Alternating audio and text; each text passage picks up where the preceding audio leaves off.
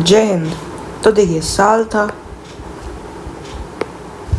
1978। ये ससुरा चोट्टा मोहम्मद रज़ा पहलवी ये था अमेरिका का चेला, मतलब ये अमेरिका ने भेजा था ईरान पे शासन करने के लिए। 1978 में ये ससुरा ले आया ईरान में, क्या ले आया? White revolution.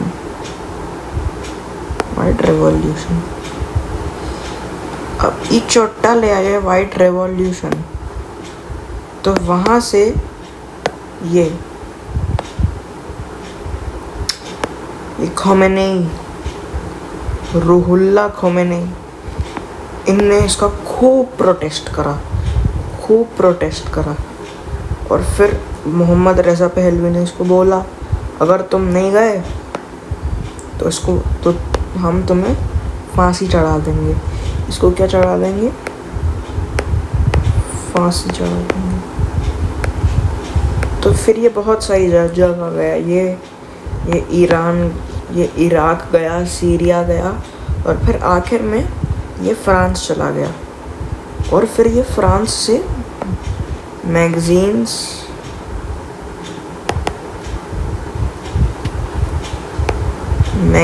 के थ्रू ईरान के लोगों को वो करता था कि इसको भगाओ यहाँ से। फिर साल आया 1979। पूरा ईरान सड़क पे आ गया रज़ा पहलवी को भगाने के लिए। पूरा ईरान सड़क पे आ गया। लगभग 55 लाख लोग सड़क पे आ गए थे प्रोटेस्ट के दौरान। 55 लाख लोग। ये देखिए, यह है रूहुल्लाह खोमेनी का बैनर लगा के। इस प्रोटेस्ट में सबसे बड़ा हाथ रूहुल्लाह खोमेनी का था। अब जब ये सब हो गया तो इस चोट्टे को भागना पड़ा। जैसे ही ये चोट्टा भागा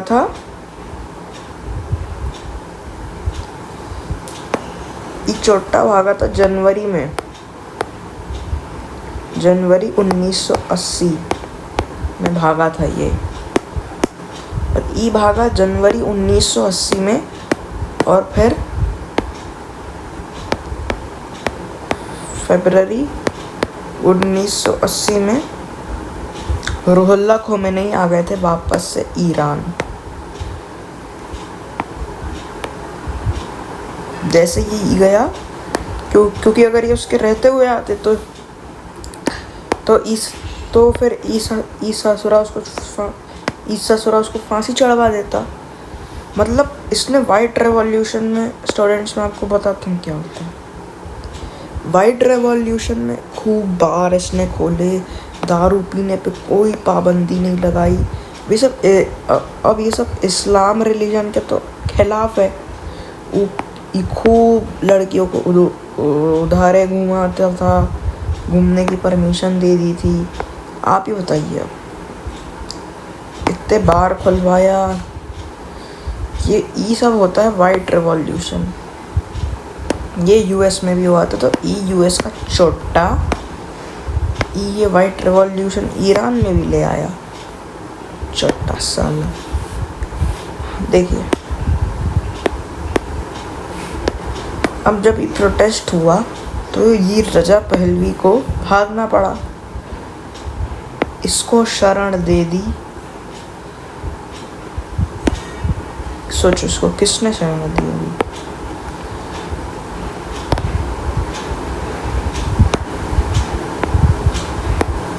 यूएसए के प्रेसिडेंट ने इसको अपने वहाँ शरण दे दी। और फिर देखिए, ईरान के लोग खूब गुस्सा थे। ईरान के लोग बोल रहे थे, इसको हमारे पास भेजो, हम इसको फांसी चढ़ाएंगे, हम इसको सड़क पे फांसी से चढ़ाएंगे। तो वो यूएस का ससुरा प्रेसिडेंट बोला कि ई को कैंसर है, ये बहुत दारू पीता था, ये दारूअल था, ये बहुत दारू पीता था, इसको कैंसर हो गया है, तो हम इसका कैंसर का इलाज करा रहे हैं, ये कौन बोला? ये यूएसए बोला। अब भाई तेहरान में बात आई 1980 के, बात आई 1900, नहीं, ई चोट्टा भागा था। ई चोट्टा 1980 में नहीं, ई चोट्टा तो 47 में ही भाग गया था। और फिर ये आए थे फरवरी में। हाँ, फिर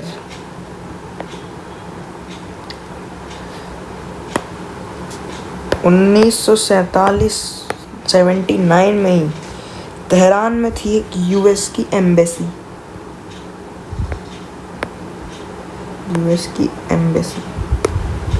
यहाँ पे बहुत बड़े बड़े यूएस के अधिकारी रहते थे। अब देखिए ईरान के लोग यहाँ चढ़ाए, अब यहाँ चढ़ाए तो सब अंदर चले गए, और पूरे के पूरे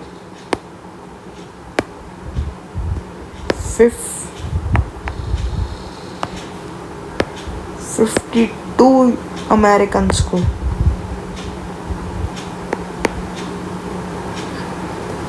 हॉस्टेज बना लिया। पूरे 444 डेज इनको हॉस्टेज रखा। अब देखिए, अब इन 1.5 साल के बीच, ऑलमोस्ट 1.5 ईयर्स के बीच, एक यूएस का उस समय का प्रेसिडेंट छुट्टा गया, वो पगला गया, उस पर बहुत प्रेशर था। अब आई एक मिलिट्री प्लानिंग। ये सब प्लान कर रहे थे कि हम ईरान में घुसेंगे, हॉस्टेजेस को निकालेंगे और फिर उनको निकाल के वापस अमेरिका ले आएंगे। अब इस ऑपरेशन के लिए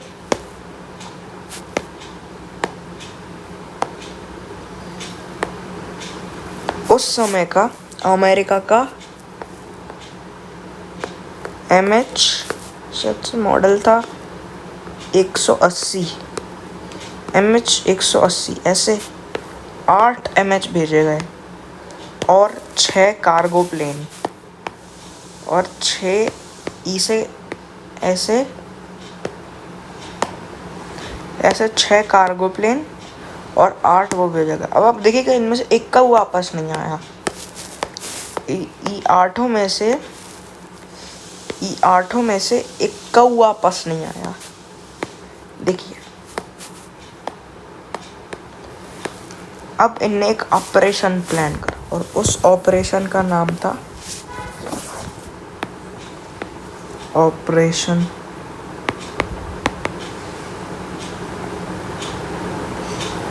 ईगल क्लॉ। इसका नाम था ऑपरेशन ईगल क्लॉ।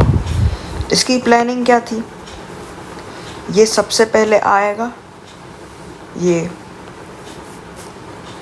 ओमान के मसीरा आइलैंड में इसके कार्गो प्लेन उतरेंगे। फिर ई कार्गो प्लेन जाएंगे तेहरान के पास एक डेजर्ट है। उस डेजर्ट में ये हेलीकॉप्टर और ये कार्गो प्लेन जाके लैंड करेंगे। अब देखिए, अब आएगा सबसे इंटरेस्टिंग पार्ट। रात का समय था, ये सब जा रहे थे, सुबह ये ऑपरेशन को अंजाम देने वाले थे। अब सुबह क्या हुआ, आ गया एक सैंडस्टॉर्म आ गया। तो इस टेक्निकल इशू की वजह से 3 हेलीकॉप्टर्स नहीं जा पा रहे थे जी। अब 8 में से आप 3 माइनस करिए, 5। और यूएस मिलिट्री के हिसाब से जो रिक्वायर्ड नंबर थे, इनको 8 में से कम 5 5 नहीं, कम से कम 6 हेलीकॉप्टर लेके जाने थे भाई। ई ससुरे फ़ोन लगाए वहाँ अपने अमेरिकवा में कि भाई हमारे तो हेलीकॉप्टर ख़राब हो गए हैं, अब हम कैसे जाएं, हमारे पास तो बस 5 बचे हैं और रिक्वायर्ड नंबर 6 था। तो अब वो जो उधर का प्रेसिडेंट और मिलिट्री के लोग थे वो तुरंत तो बता नहीं देंगे क्या करना है, तो उनको थोड़ा टाइम लगा। और ये थोड़ी एक्स्ट्रा स्टोरी है, ठीक है। वहाँ से एक आ रही थी एक बस, मेरे पास फोटो है। वहाँ से एक आ रही थी बस, एक बस आ रही थी। ये एक्स्ट्रा है, ये मैं आपको बताने नहीं वाला था लेकिन बता रहा हूँ। वहाँ से एक बस आ रही थी, तो ईरान के लोग, मतलब अमेरिका के लोग, वो लोगों ने इस पे खूब वो इसको बंदूक दिखा के बस को रुकवा दिया और फिर ई बस से सब बाहर निकलवा दिया और उनको हॉस्टेज बना दिया। अब देखिए, अब रात का समय था, अब ई तो अभी ई असली फोटो नहीं है, ये तो रात का समय था। तो एक बस को उन्होंने पकड़ लिया, दूर से आ रहा था एक ऑयल का टैंकर, ठीक है। और तब तक पीछे से भी ऑर्डर आ चुका था अमेरिका से कि ऑपरेशन कैंसिल हो गया। उधर से आ रहा था एक ऑयल का टैंकर, ठीक है। वो ऑयल के टैंकर पे इस सूरे अनपढ़ अमेरिका वाले क्या कर दिए, गोली चला दिए, ढम ढम। जैसे ही उसने, वो टैंकर ने इन सबको देखा, उसने सोचा डाकू वाकू हैं, ये सबको रोक के बैठे हैं, उसने अपनी स्पीड बढ़ा ली। वो पास आया, ये ससुरे अनपढ़ लोगों ने क्या कर दिया, उस पर गोली चला दी। बहुत बड़ा धमाका हुआ, बहुत बड़ा। सब डर गए, वो अमेरिका वाले भी डर गए। उनको लगा कि अब यूएस के भी लोग आ जाएंगे। ई हड़बड़ा गए। और फिर देखिए क्या हुआ। फिर ये जो हेलीकॉप्टर था, ये हेलीकॉप्टर, एक हेलीकॉप्टर में 3 लोग बैठे थे। और इसके, मान लीजिए ये हेलीकॉप्टर है, इसकी कोई ऑफिशियल फ़ोटो नहीं आई है लेकिन ये सच है, मान लीजिए।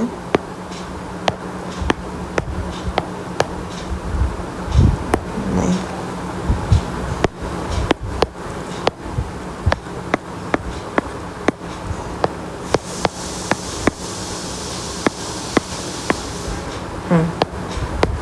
मान लीजिए ई हेलीकॉप्टर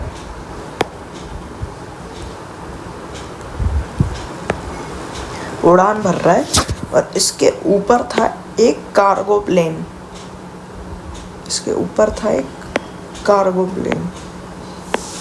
अब ये ससुरा जल्दी जल्दी में जाके भिड़ गया इससे, इसमें 8 लोगों की मौत हो गई। बहुत बड़ा धमाका हुआ, बहुत बड़ा। और इसमें 8, ऐसा हेलीकॉप्टर का कुछ ऐसा हाल हो गया था। और कार्गो तो दिखा भी नहीं है, इसमें कुछ 8 अमेरिकन की मौत हो गई। कितने मरे,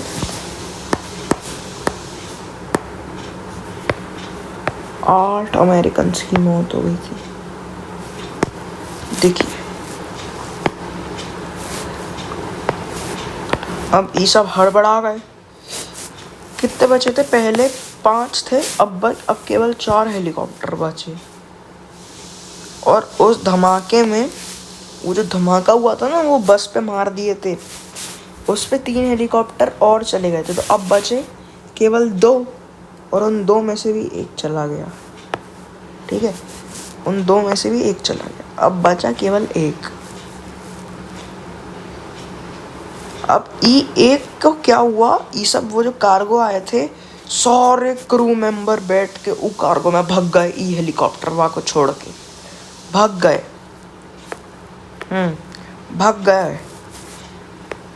भाग गए वो हेलीकॉप्टर वहाँ को छोड़ के, सारे भाग गए छोटे कहीं के। अब देखिए, अब ई है प्रॉब्लम चार्ट। अब ई प्रॉब्लम में से उनका क्या कॉज था? उनके कॉजेस थे डायरेक्ट कॉजेस, इमीडिएट इफेक्ट। ई दो थे operation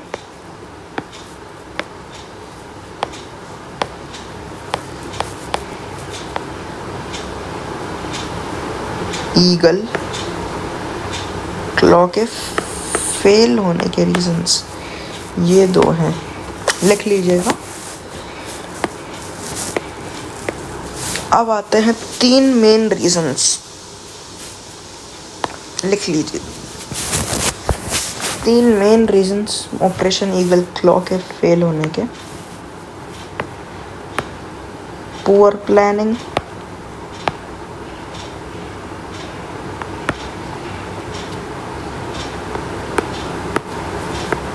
poor, not poor,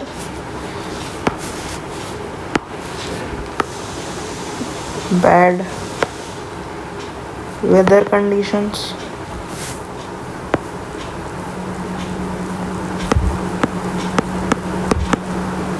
bad weather condition। तीसरा रीजन था वो ऑयल टैंकर शूट।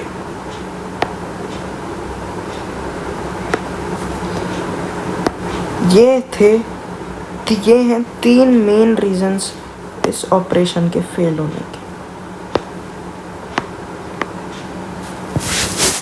अब इसके बाद देखिए क्या हुआ। इसके बाद मैंने फोटो नहीं लिए। इसके बाद हुआ कि वो जो प्रेसिडेंट था 1980 के नवंबर में ऑपरेशन ईगल क्लॉ था जो फेल हो गया। अब देखिए, अब 1991 में थे यूएस में इलेक्शंस। अब वो छोटा प्रेसिडेंट जो शाह ऑफ ईरान को जगा दिया। अब वो छोटा देखिए,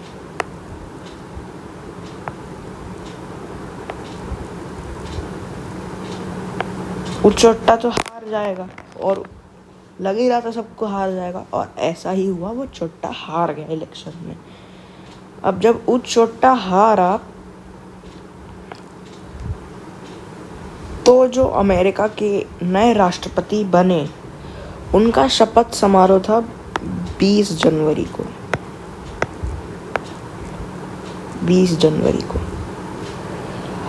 और